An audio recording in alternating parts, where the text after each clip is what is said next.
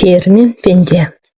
Журналистің жүрмейтін жері бар ма? Бірде жолым түсіп, Қызылорда облысының Қазалы ауданына бара қалдым. Сондағы Нұрсұлтан есімді тарихшы танысымнан адам сенгісіз бір қызық әңгіме естідім.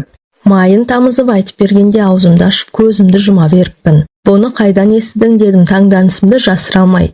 Осындағы Бекен ақсақалдан деді ол, ағынан жарыла. Сол кісінің өзіне жолығуға бола ма деймін, қызығушылым одан сайын артып. Неге болмасын? Аузын ашса жүрегі көрінетін көркем мінезді жан деді Нұрсұлтан құрдасым. Бізге құда болып келеді. Мен жіберді десең болды, жылы қабылдайды. Өзі де қонақ, жатырқайтын адам емес. Содан тағат таба алмай, сол күні-ақ түс ауа Бекен қарттың үйіне арнайы ат сабылтып іздеп бардым. Қаланың шет жағындағы 2 қабатты еңселі қызыл үйде тұрады екен. Есікті ақсақалдың өзі ашты. Жасы 80-нен асып кетсе де, әлі тың, бақуатты көрінді.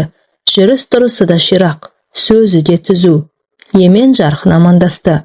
Алдымен тарихшы танысымның сәлемін жеткізіп, содан кейін өзімді таныстырып, келген шаруамды айтып едім, сәл жымиды да, бұл өзі ұзақ әңгіме.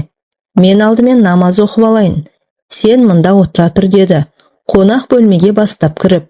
Өзі аялдамастан бүйірдегі 2-ші бір бөлмеге өте берді. Келінжан, шай дайында. Мына бала сонау Астанадан келіпті. Жазушы екен деді, даусын сәл көтеріп. Ауызғы бөлмеден Жақсы ата деген әйелдің сыңғырлай шыққан даусы естілді.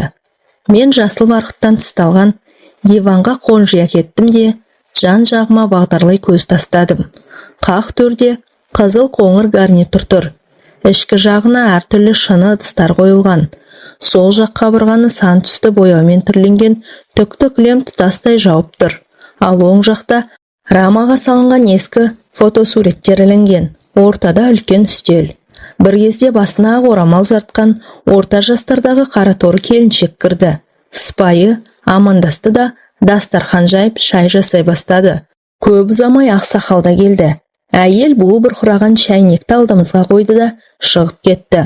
Шайды ақсақалдың өзі құйды. Алдымен қай жақтан қай рудан екенімді сұрады. Мен ештеңе жасырғам жоқ. Содан соң барып негізгі әңгімеге көшті. Иә, дұрыс айтасың балам. Оның адам сенгісіз әңгіме екені рас. Бірақ мен өтірік айтатын адам емеспін.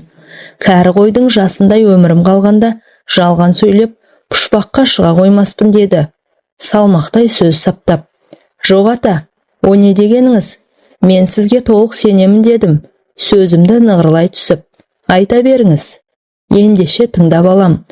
Бекен ақсақал әңгімесін бастады. Қайта-қайта шоқша сақалын тарамдап қояды. 60-қа таяп қалған кезім. Ол кезде бәйбішемнің көзі тірі.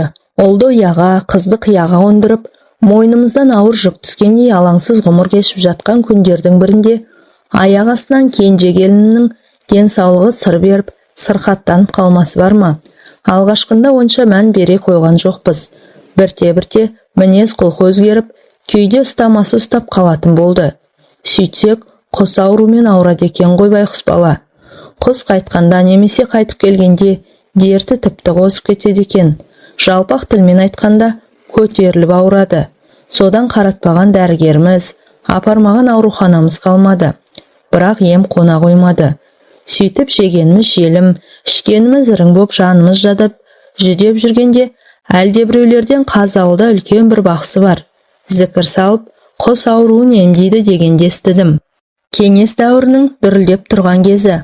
Онша сене қоймасам да кейін бармағымызды тістеп қалып жүрмейік деген оймен бағымызды тағы бір мәрте сынап көргім келді. Ол кезде біз көрші ауданда тұратынбыз. Содан бір құдайға сыйынып, ұлымыз екеуміз келін баланы ескі жигулимізге отырғызып алып, Қазалыға жол тарттық. Сұрай-сұрай Меккеге де барарсың демей ме? Оған қарағанда мына тұрған жер емес пе? Бақсыны тез таптық. Жеркепе сияқты кішкентай тоқал тамда тұрады екен. Сыртынан шелек, шылапшын сияқты темір терсекпен жамап жасқап, бастан аяқ қаптап тастаған. Есігінің алдында ит, мысық, тауық, қаз сияқты үй жануарлары қаптап жүр. Бақсының аты Паудин екен. Қазақ па өзі деймін есіміне қарап. Нағыз қазақ. Қазақ болғанда да міне мынау қазақ деп